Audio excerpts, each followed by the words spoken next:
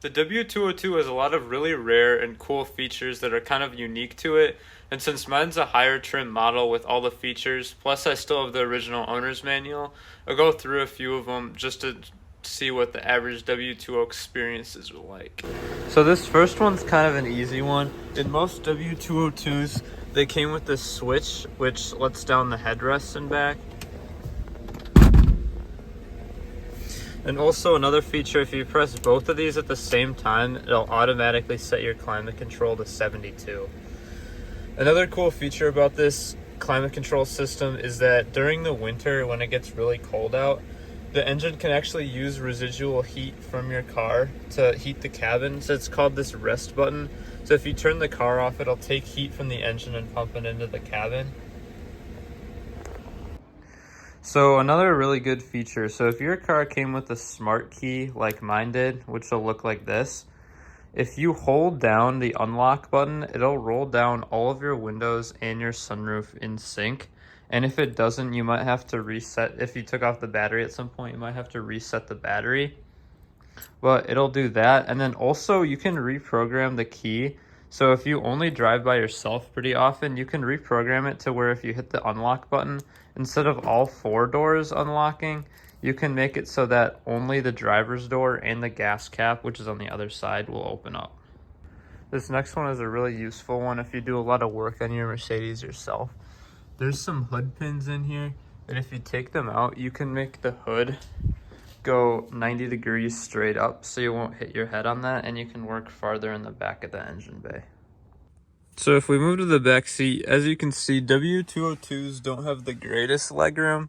I mean, it's just enough, and they have these little insets so your knees don't really hit, but my seat's pretty far forward and my knees are almost hitting it. But some features of the back seat. So underneath this compartment here, you have a fully stocked Mercedes-Benz first aid kit. Mine is full of stuff from the 90s, which is kind of gross. Now, I don't know if I would really trust most of this stuff since it's like 30 years old, but it's definitely there if you are in an emergency. So, in addition back here, this one's not really all that rare of a feature, but if you take down this middle compartment here, you get cup holders that slide out. And in addition here, this one's actually useful if you live up north like I do.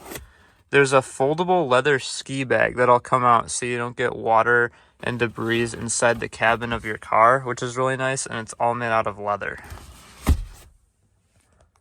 Another thing about these W202s that I just found out recently, the chrome star on the steering wheel only came in models after the year 2000. Before that, you're going to have a steering wheel that just looks like mine. So moving to the trunk, the W202 has a really big trunk for its class of car. And also you can fold down the back seats by hitting these 2 levers here, and then you get a huge cargo space.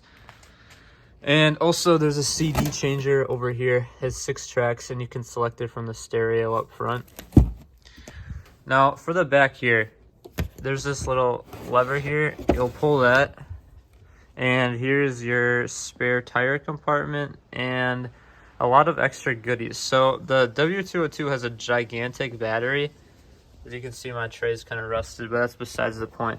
Anyway, this tool here is for threading onto your wheel hubs so you can put on the wheel easier. So this way you don't have to like try to put the bolt on, but you can just slide the wheel onto that to begin with. And then, of course, there's the Mercedes jack that you put into the holes on the side. Also, I forgot to mention, you can latch on the trunk to the weather stripping right there, so you can open up the space here. But don't put any weight on that or it'll tear that off.